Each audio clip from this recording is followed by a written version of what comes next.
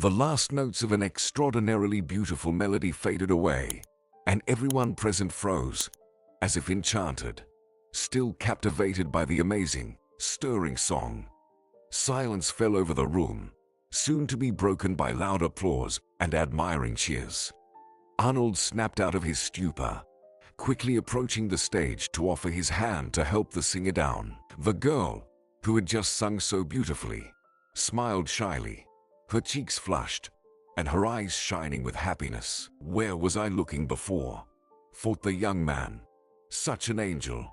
And I didn't even notice." That evening, his dreary life of monotonous routines unexpectedly gained new meaning.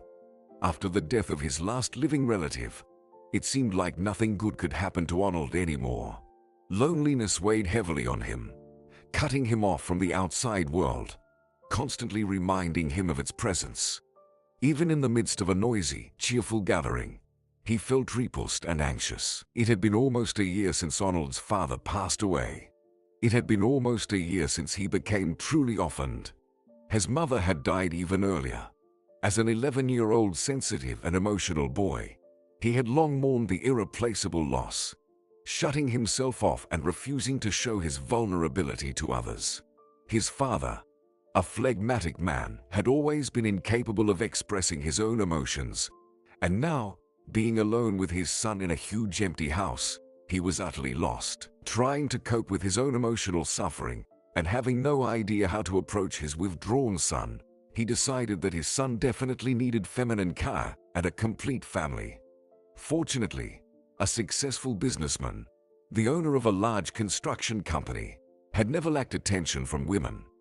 Within a year, the man married a statuesque brunette named Janet, who had a son named Parker from her previous marriage, almost the same age as Arnold.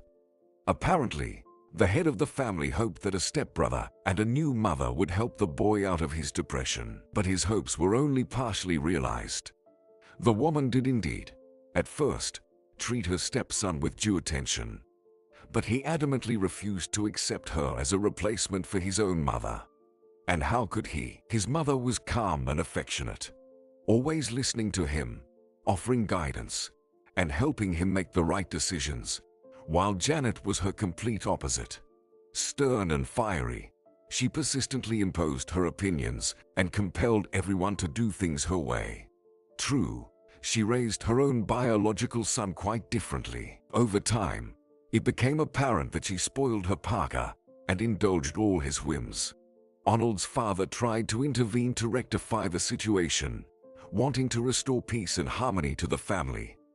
But Janet had already established her own rules in the house, considering herself the rightful mistress, and aggressively reacted to attempts to encroach on her sphere of responsibility. After another argument on this matter, Arnold's father gave up and no longer interfered in household affairs.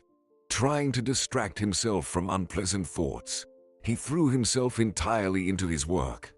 He rarely appeared at home, and only occasionally, late in the evening, would he awkwardly sit on the edge of Arnold's bed, with a guilty look, attempting to start a conversation, asking about his studies and his mood. Parker's increasing needs were instantly and unconditionally met. If Parker wanted trendy sneakers like a famous actor's, sure thing. The latest model of a phone. Let's go to the store today. Arnold wasn't demanding. He simply didn't require as many things, toys, and gadgets as his stepbrother, who ruthlessly used, broke, and discarded them.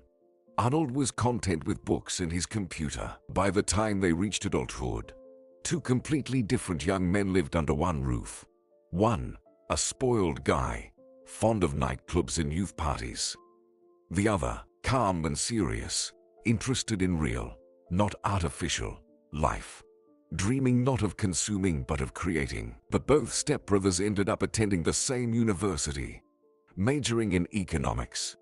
Arnold found this field intriguing, considering it promising and full of potential, while Parker was only there because his mother insisted, naively believing that eventually he would need to join the family business. Despite performing poorly academically, she already envisioned him as a future businessman. Arnold's father tried to teach them his trade, but only Arnold showed genuine interest. To Parker, all this business seemed dull. The relentless work schedule and internal struggles undermined the head of the family's health. He began to look frail, but stubbornly refused to acknowledge his dire diagnosis until he fell seriously ill. It was only then that Arnold's stepmother became frightened. Finally realizing that their family's financial situation could change drastically for the worse, she persistently urged him to make a will. Exhausted, her husband brushed off her concerns, as everything had long been arranged. Everyone would receive according to their merits and abilities. Arnold took his father's death hard. Many people attended his funeral: neighbors, work partners, subordinates, just acquaintances.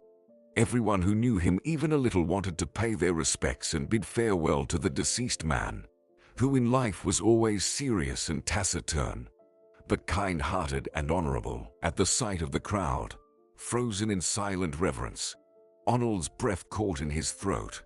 He had always loved and respected his father, and was sure his father loved him too, in his own way. Only now did he realize the important role his father played in his life. Now he was truly alone. His stepmother wore a luxurious mourning dress with black lace, wiping away tears with a handkerchief and patiently awaiting the reading of the will. Parker disappeared into some noisy company, presumably celebrating his anticipated inheritance. But things didn't go as they had hoped. By the will, the entire business passed entirely to Arnold. Janet was to inherit rights to the house and was appointed head of the construction company's board of directors. Essentially, her position was nominal. Her voice was advisory and had little influence. Most likely, Arnold's father wanted to ensure her a lifelong income in the form of a salary. Parker, on the other hand, received their father's car as inheritance and, as a hint or mockery, a book on finance by a renowned economist. It was impossible not to notice the fury in Janet's eyes after the will was read. Until that moment, she had never doubted that her husband would divide the business equally between the boys. And then this.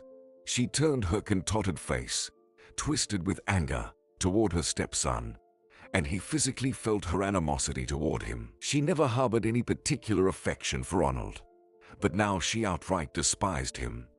If before the guy was merely annoying, now he had become an insurmountable obstacle on the path to the desired inheritance. Parker didn't even bother to hide his annoyance. He muttered under his breath, turned around, and left, slamming the door behind him. Arnold moved away from that family and immersed himself completely in his work. The fate of the company now depended solely on him, and it was a huge responsibility. Things were going fairly well in business. Both employees and investors knew him well and fully trusted the young heir. Janet, from time to time, would appear at the office, strut around the rooms with an important air, and give unnecessary remarks, pretending to understand all matters. Arnold patiently endured these visits, silently listening to his stepmother, and continued to work as he saw fit. By that time, the company had reached the peak of its capabilities but was holding steady. However, the sudden appearance of a promising foreign investor changed everything. Arnold dreamed of expanding his father's business globally.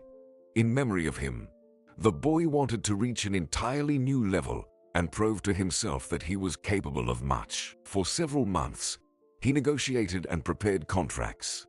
Day and night, he designed, calculated, wrote, talked, and argued.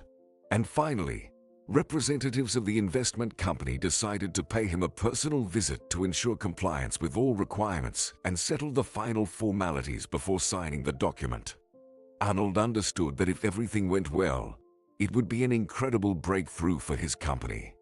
The thought excited him immensely. Wanting to achieve an excellent result, he began to inquire about the future partner. It turned out that the hallmark of this corporation was family values. The concept of family as the foundation of life was promoted at all levels. Family traditions were sacredly honored.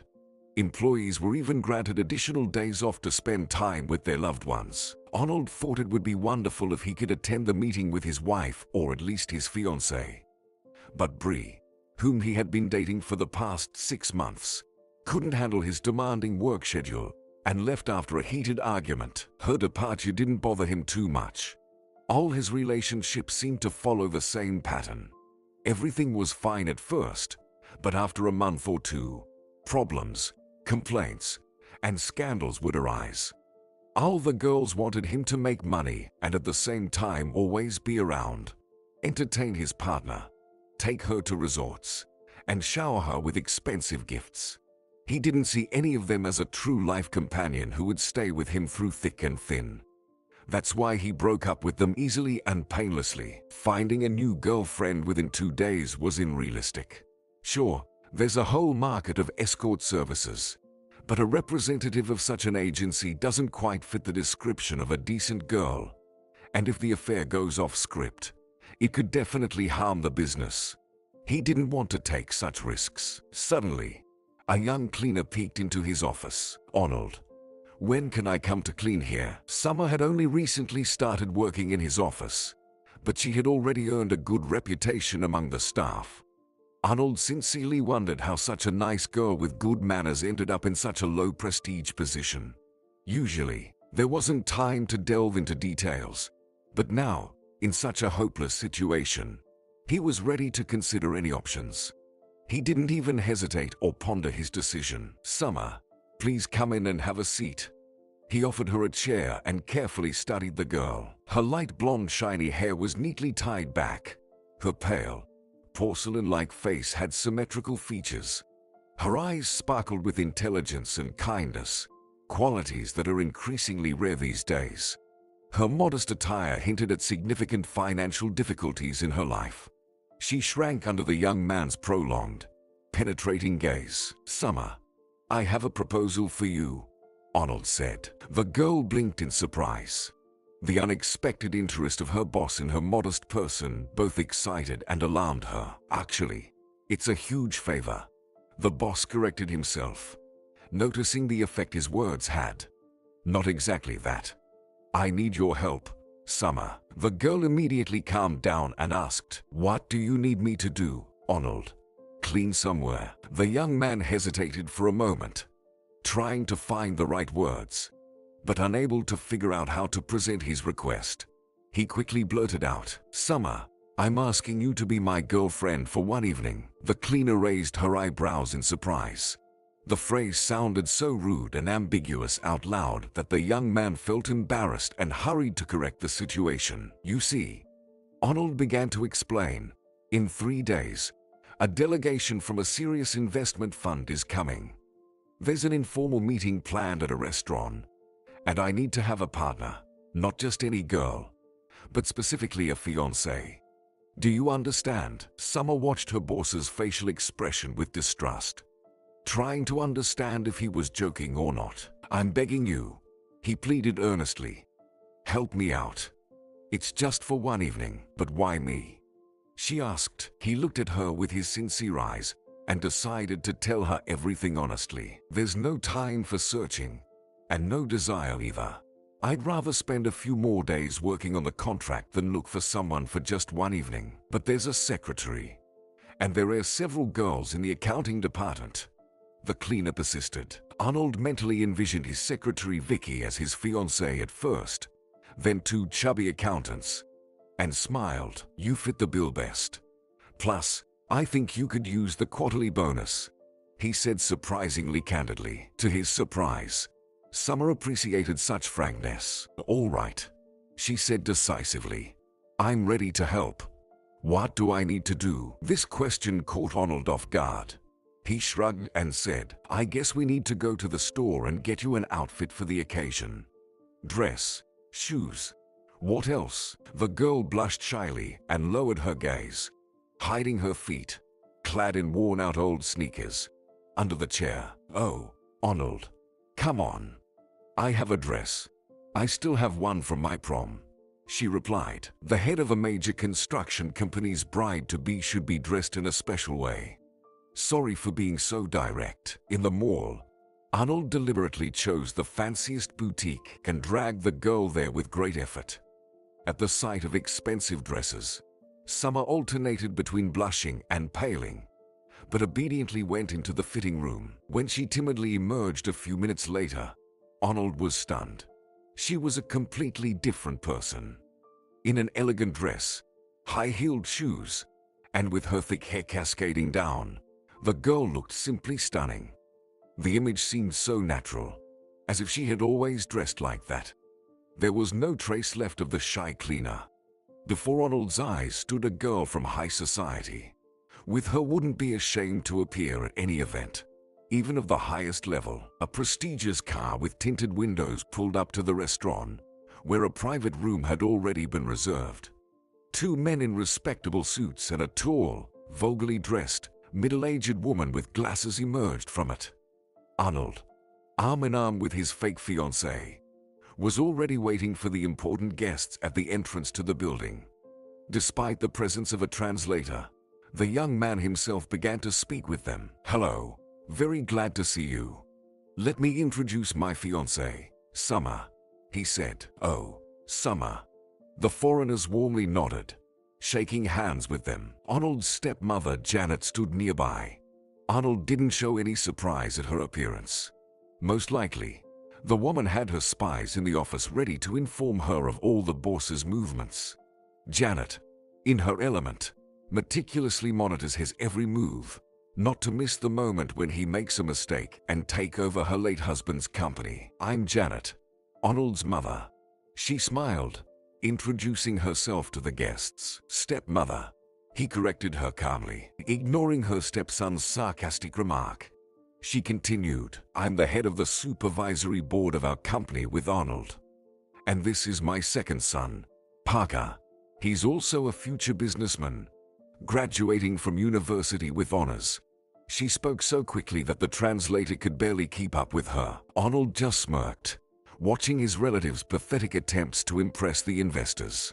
He hoped it would end there, but he was wrong. Throughout the next hour, his stepmother stuck to the foreign guests like glue, incessantly rambling about helping her late husband build the business, trying, at least in small ways, to undermine Arnold and the girl he introduced as his fiancée. "Summer comes from a wonderful family," Janet suddenly declared, perhaps remembering seeing Summer in the office with the mop in hand. "She's had an impeccable education and speaks foreign languages fluently. She can even sing for you. Let's ask her." She applauded, urging everyone to join in. Arnold tried to intervene, but Janet brushed him aside and didn't let him get a word in.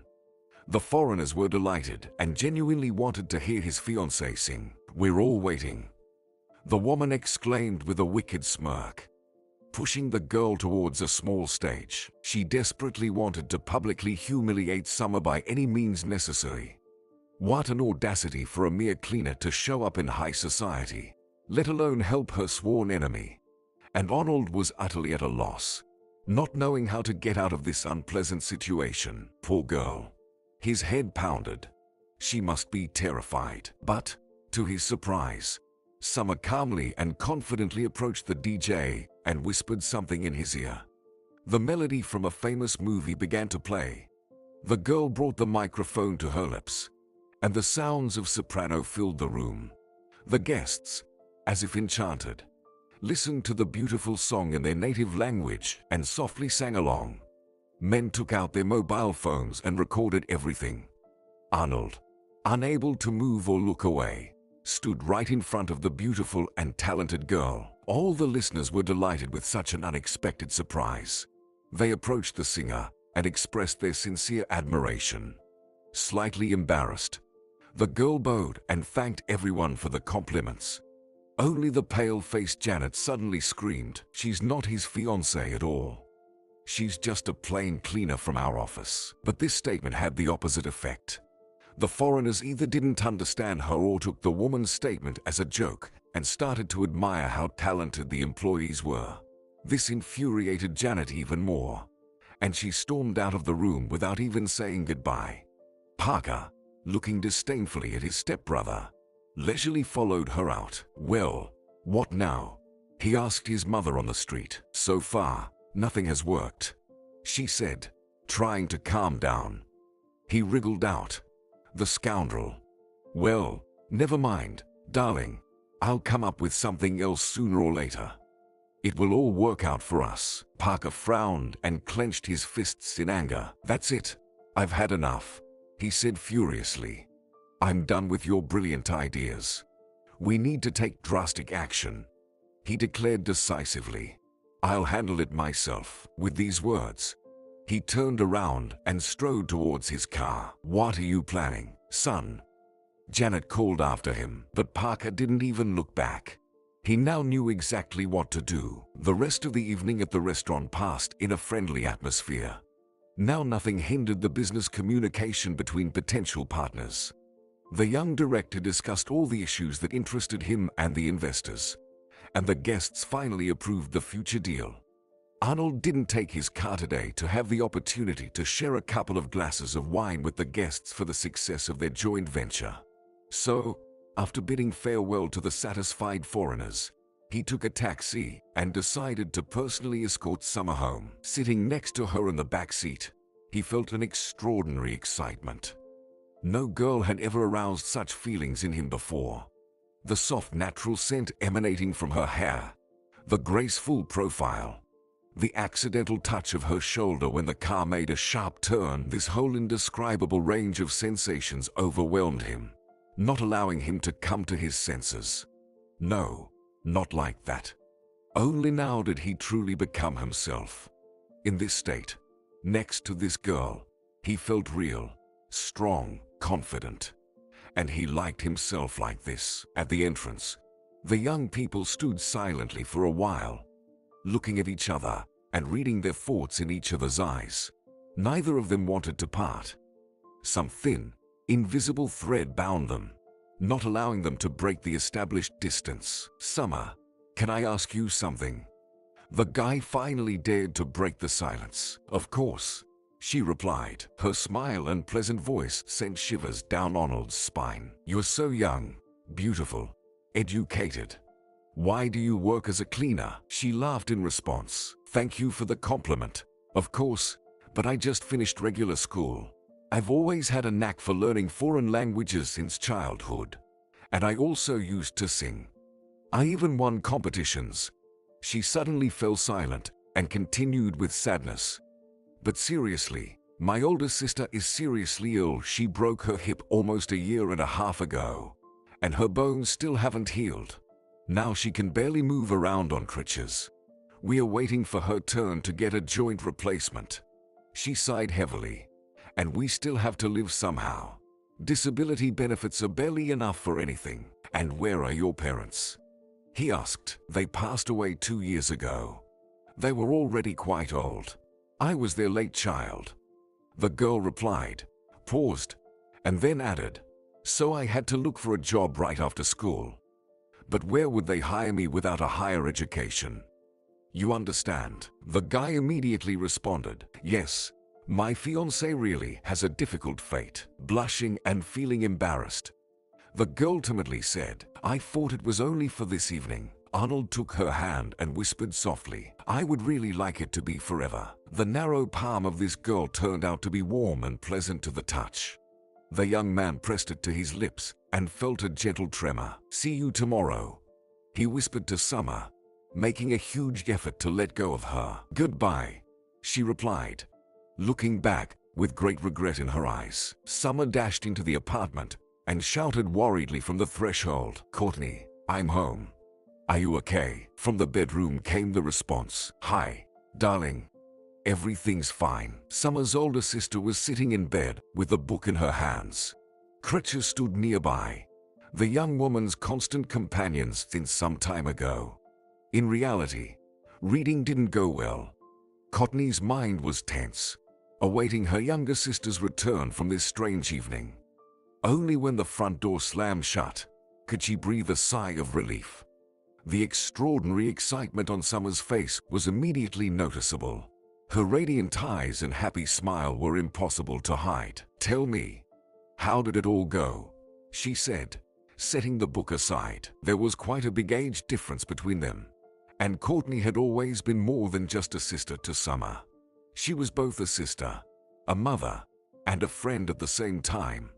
Summer could share any, even the most intimate secrets with her, And 2 years ago, when their elderly parents passed away one after another, they became even closer, practically becoming one. Summer laughed and even embarrassedly covered her face with her hands, then removed them and said, "I think I'm in love." "Who's the lucky guy?"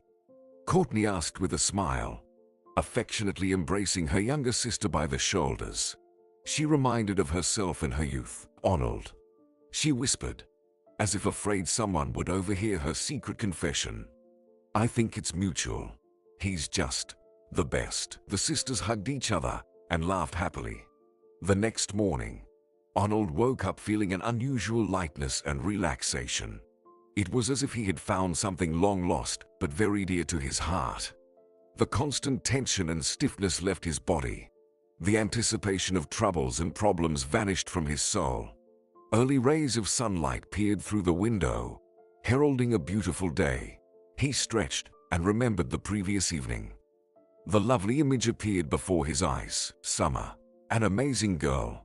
What talent and potential were hidden in this fragile, modest girl? These thoughts made him smile involuntarily. Arnold briskly got out of bed, gulped down a cup of coffee, and got ready for work. Even the elevator was moving too slowly today. In such an excited mood, he had no patience to wait for it. The guy couldn't resist and rushed down the stairs on foot. He wasn't running. He was literally flying. It seemed to him that wings had grown behind his back, carrying him forward, towards his love. Yes, precisely love. This feeling unexpectedly completely captured his heart and mind. Work and ambitions were pushed to the background. The guy settled into the driver's seat, started the engine, and glanced at the clock. There was still an hour before the office opened, but he couldn't sit still anymore. He needed movement. He wanted to release the built-up energy.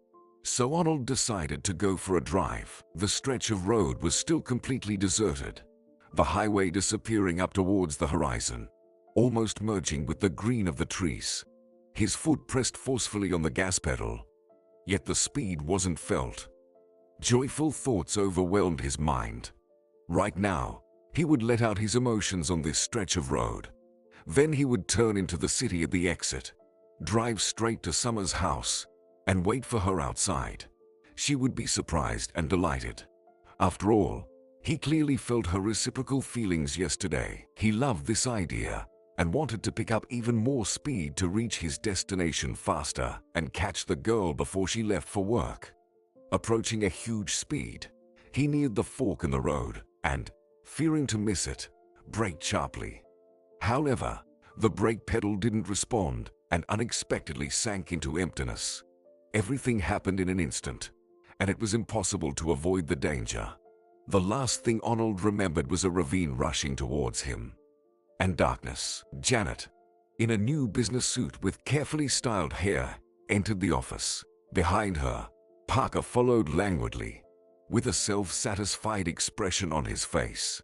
No one had ever seen him so ceremoniously dressed here before. All the employees froze, awaiting the official announcement, as rumors about the fate of the young boss were circulating. But no one really knew anything. "Good afternoon, everyone," the woman said loudly. "You've probably already heard about the terrible tragedy that befell our family. Arnold was in an accident and is currently in a coma." She briefly portrayed sadness and dabbed her perfectly dry eyes with a tissue. After observing the pause required by decency, Janet resumed her speech. "But life goes on," she declared briskly. "Business must not suffer under any circumstances, and you must not lose your jobs." Emphasizing the last phrase, she looked around at those present and proudly announced, "Therefore, as the chairman of the board of directors, I proposed appointing Parker, Arnold's brother, as the acting director until the situation is clarified." And my proposal was supported. "So, please welcome him." She ceremoniously gestured towards her own son. Silence hung heavy in the air. Summer, who had stubbornly refused to believe the rumors until the last moment, stood shocked, with her eyes wide open. Could this really be true? Arnold, who just 2 days ago had held her hand tenderly and looked into her eyes, Now in the hospital. Well, back to work now. Janet clapped her hands, urging everyone to start working, and immediately approached the cleaner. "Except for you. You're fired." "Fired? Why?" the girl blurted out. She hadn't expected such a turn of events. With a smirk, the woman said, "We don't need imposters and actresses here. You'll be better off singing somewhere else." Stumbling, Summer trudged home. Anxiety and confusion froze in her chest. She had no idea what to do next. The whole world had collapsed in an instant. Once again, she would have to look for a new job and settle for low-paying work. Once again, she would have to get used to a new team. And most importantly, what would happen to Arnold? And their budding beautiful feelings were uncertain. Arnold. Kind, sweet. Some inner impulse made her stop and completely change her route. Suddenly, her legs led her towards the hospital.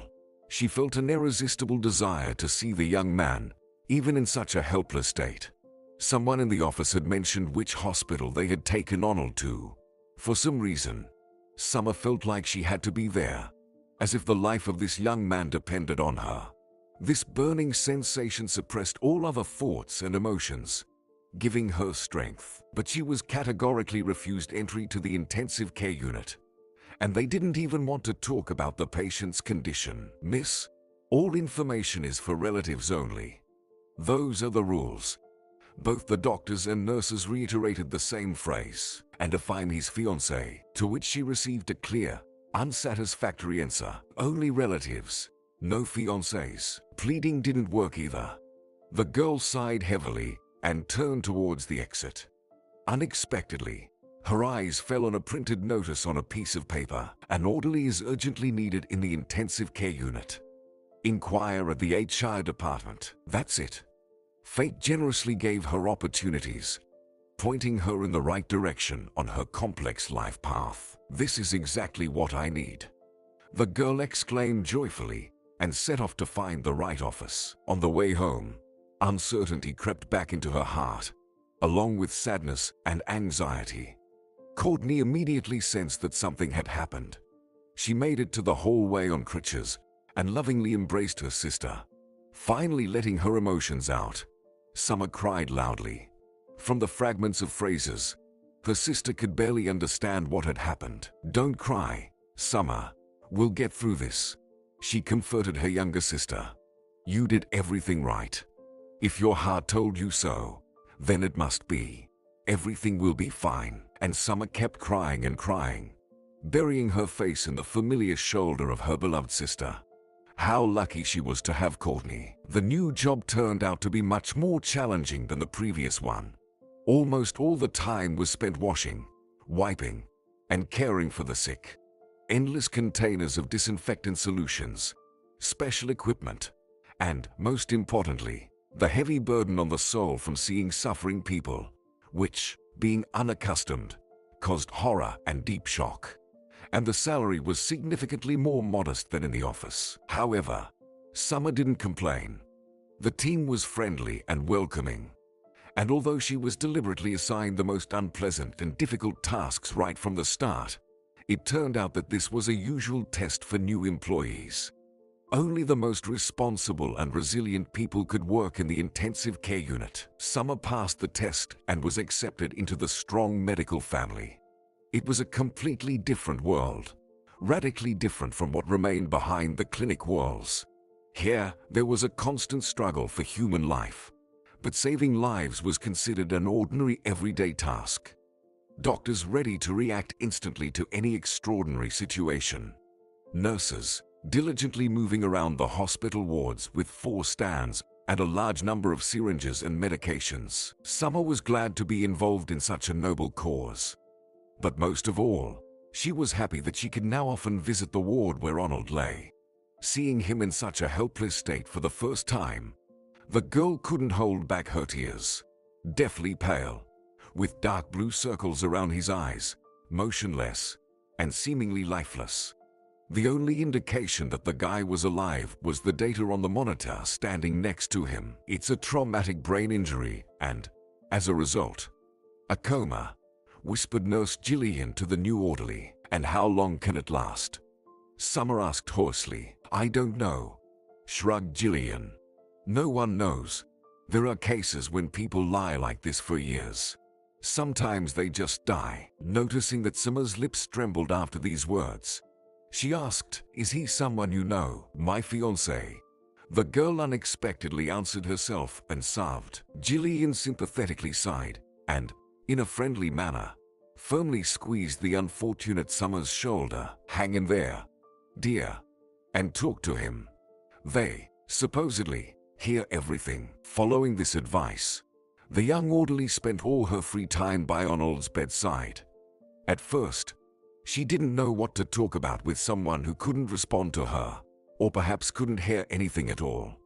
Summer just talked about what happened in the office after the accident, about her new job. Gradually, she got used to this one-sided communication. She felt the urge to talk about herself and her family. Neither Janet nor Parker showed up at the hospital. Maybe they were inquiring about the patient's condition over the phone, or maybe they decided not to worry at all. The week passed very quickly. More and more often, Summer found herself thinking that she felt right at home here. Back in school, when choosing a profession, she couldn't decide. The new job brought her new experiences and a new perspective on things. Maybe this was her calling, to help people and alleviate their suffering. Yes, she wanted to dedicate her life to medicine. The phone call from Janet was a big surprise. The girl didn't even realize who she was talking to at first. Summer, darling, said the woman with an unusually affectionate voice, as if nothing had happened. Why aren't you coming to work? As far as I remember, you fired me. The girl replied in confusion. Oh, come on, exclaimed Janet. Maybe I said something extra, but you can understand me.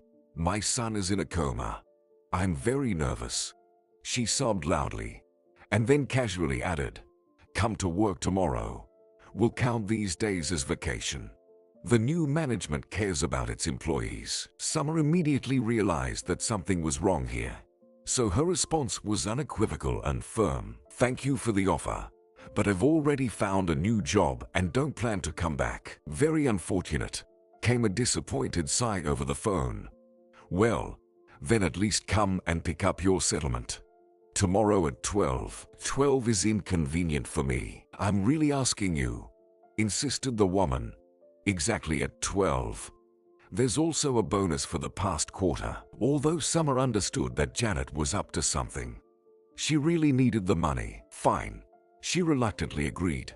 I'll come tomorrow. With a fake smile, Janet greeted Summer right in the lobby as if she were an esteemed guest. Summer, dear, I'm so glad to see you. She rushed to meet her. Let's go to Parker's office. The girl stopped and demanded in a determined voice, Janet, tell me what you need from me. Why can't I get my settlement from the accounting department? What's with all the intrigue? She was quite serious and showed with her whole demeanor that she wouldn't budge without explanations. The woman tried to be cunning again, but then she had to admit, you see, Summer, the video from that evening where you performed the song so wonderfully ended up with the owner of the investment company we're contracting with. For some reason, he's eager to meet with you. He arrived on the morning flight today and went straight to our office. Why does he want to meet with me? The girl wondered. Well, I don't know. Janet shrugged in puzzlement. In the office where Summer was persuaded to go, the new boss sat in the director's chair in complete bewilderment, watching as a tall man in a luxurious light gray suit nervously paced in front of him. When he saw the girl enter, the man turned to her and froze, carefully studying her face. Hello, she greeted the foreign guest. Hello, Summer, he replied in her native language. Oh, sorry. I thought you were the foreigner who was waiting for me. She looked questioningly at Janet, but she only stared in astonishment at the guest. Apparently, this was also a surprise for her. Yes, I have been living abroad for a long time, confessed the guest, but I was born and raised here. When I was 17, our family immigrated. He approached Summer closer and continued to scrutinize her features. Remarkable, he muttered, and then realized, I apologize for such intrusive behavior, but you look so much like my fiancée, who died in a car accident. He looked so touching and sincere that Summer felt sorry for him. You must have loved her very much, Summer supposed, looking at him sympathetically. Yes, he answered thoughtfully. We were so young, and our feelings were so real. That's something you never forget. We were planning to get married, but fate had other plans. Sadness filled his eyes, but he quickly composed himself and asked, Summer, have you been living in this city for a long time? Do you have a family? My fiancée was from another town. I never found her grave. Maybe you're related. We've been living here all our lives. The girl smiled. Just the two of us now, me and my sister. No one else. By the way, an unexpected thought came to her. Maybe she knows some of our distant relatives. She really wanted to help this foreigner. Let's go to our place, she suggested. I'll treat you to some delicious tea. And at the same time, we'll ask my sister about everything. Courtney, I have a guest. Come out, Summer called, opening the front door. Supporting herself on crutches, Courtney came out of the bedroom with a smile and froze in place. The guest stared at her in shock. Courtney, oh my God, is it really you? He exclaimed and rushed to the young woman. Courtney even dropped her crutch in surprise. Billy, she breathed out and gently hugged the man. Summer couldn't understand anything. Courtney, do you two know each other? She said. Courtney, my love, the foreigner muttered, gently embracing the young woman with the crutch in one hand. In Summer's mind, it was as if a puzzle had come together. Billy. She had heard this name from her older sister before. Once, she had pestered her with questions about why Courtney hadn't gotten married. Reluctantly, Courtney had told her curious little sister that a long time ago, a guy broke her heart, and she didn't want to repeat that. Yes, she had mentioned that name. Of course, we know each other, the man exclaimed. This is my fiancée. But what happened? He turned to Courtney. I thought you were dead. I was told that you and your whole family died. Who told you that? The woman asked in surprise. My parents. Did they lie to me? He exclaimed, grabbing his head in despair. How could this be? They never really liked me, Courtney said sadly and smiled sadly. And I thought you had forgotten about me. I wrote to you many times. I never received any letters. Billy shook his head. If only I had known. Summer decided that she needed to take full responsibility for the situation.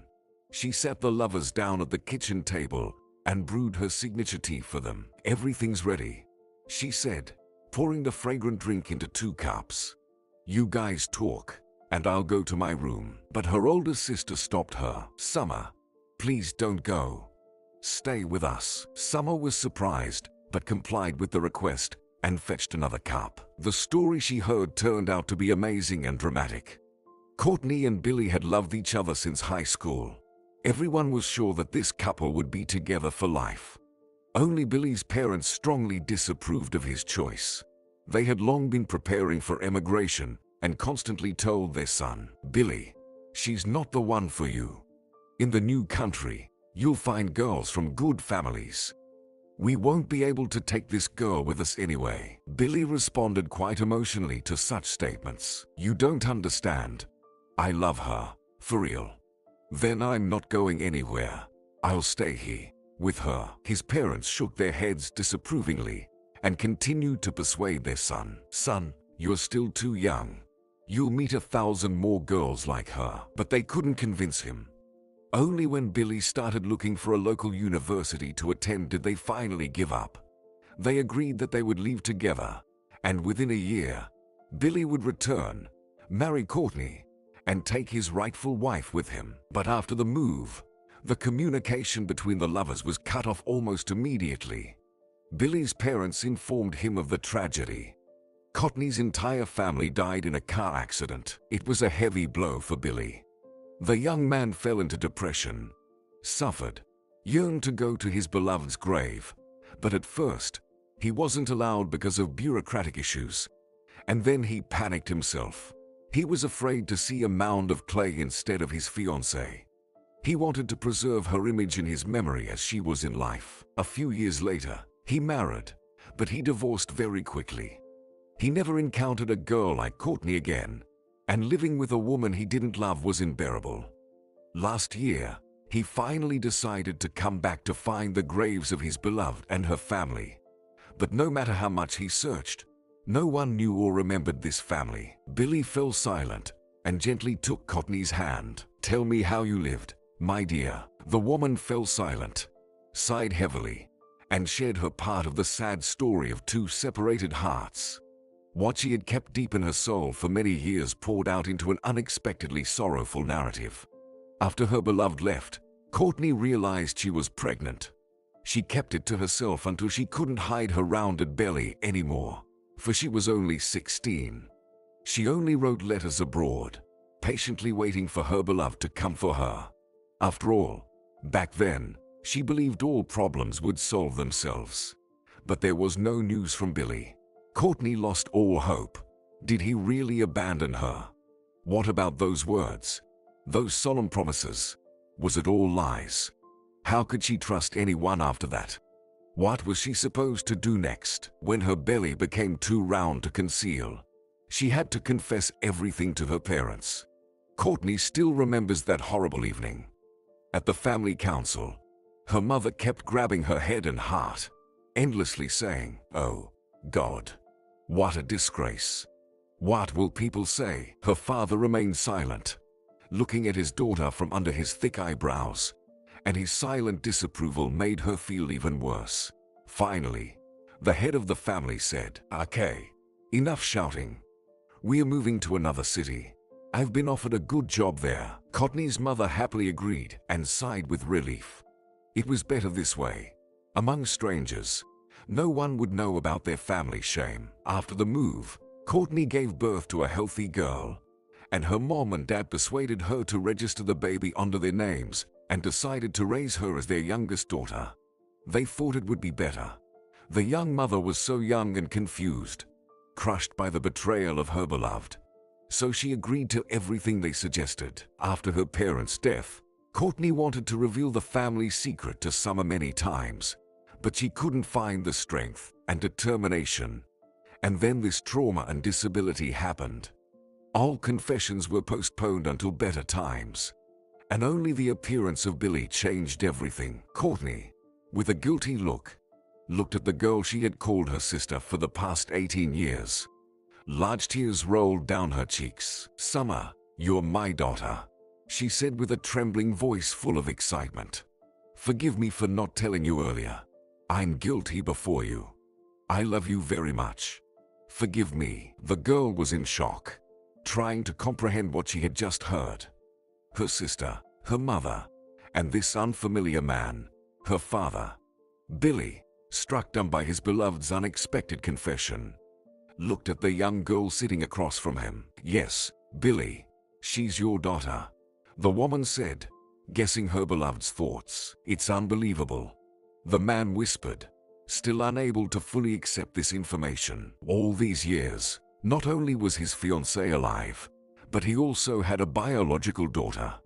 How much time he lost in ignorance.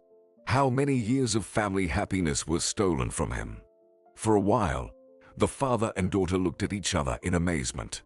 But upon hearing Courtney's cries, they rushed to comfort her. "Forgive me, Summer," she said through tears. "And you, Billy, forgive me for thinking poorly of you. Forgive me. Forgive me." "Well, what are you talking about?" they both insisted. "We love you. Don't cry. Everything's fine." And so, a new family was born at that table. The shift at the hospital started quite challenging, and Summer was only able to free herself by lunchtime. Finally, the moment she had been waiting for all morning had arrived. "Arnold, hey, how are you today?" the girl cheerfully asked as she entered the room. "I missed you so much over the weekend." She had grown accustomed to talking to him like this. Sometimes it seemed to her that he, holding his breath, listened to her carefree monologue. and sometimes she thought she saw a smile on his face. She probably invented these signs herself, but it was still nice to think that Arnold understood everything. In the last month, a lot had happened in Summer's life, and she detailed everything to the guy. How her sister disappeared and her mother appeared, and how her father was found. And also, how he took Courtney with him, how she had a successful operation, and she would soon be working on her own, and then they would have a real wedding. Billy persuaded Summer to go abroad with them, but upon learning who she was working for in the hospital, he immediately agreed with the girl, taking a promise from her to visit them as often as possible. Love conquers all. Darling, have hope and wait, he said to his daughter before their departure, gently pressing her head to his chest. Love conquers all, she repeated thoughtfully aloud, and glanced at Arnold. His finger on his hand unexpectedly twitched. His eyelids suddenly fluttered open, and the monitor let out a shrill beep. The girl leaned over him, holding her breath. The corners of his mouth twitched and formed a slight smile. Summer, Arnold said softly, you were in my dream. Coming out of a coma, Arnold slowly recovered and learned to move and walk again.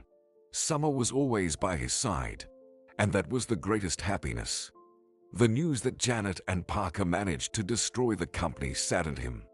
Investors, seeing the incompetence of the new management, simply terminated all contracts and began the process of bankruptcy for the company. The business that Arnold's father carefully created and built over the years was destroyed literally within a couple of months. Moreover, another horrifying fact emerged. The examination showed that the braking system in Arnold's car had been intentionally damaged, and the investigation into this matter clearly indicated Parker's involvement in the event.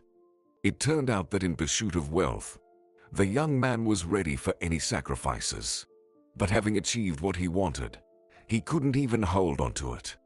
Arnold painfully realized how people who were considered his family not so long ago could commit such an act. From his fiancée, the young man couldn't hide the sadness in his eyes. She understood him well. Arnold, she said once, I talked to my father. He's willing to become a permanent investor in your new company. Do you want to rebuild everything from scratch? Start over. His radiant eyes and joyful smile were the answer to the question. He was ready to start working right away. And will you be my business partner? He asked Summer. I could use some help. I have huge plans. I'll build beautiful, comfortable homes. No, she laughed. I've already decided that I'm going to medical school in the fall. I'm going to heal people. How unexpected. The guy smiled. He hugged his fiancée and buried his face in her silky hair, inhaling their intoxicating scent. How happy he was to be with her. How much he loved her. Love conquers all, he suddenly said and was surprised. Where do I know this phrase from? I keep repeating it. Summer smiled tenderly, hugged him, and kissed her beloved right on the lips. What does it matter? Let it remain a mystery.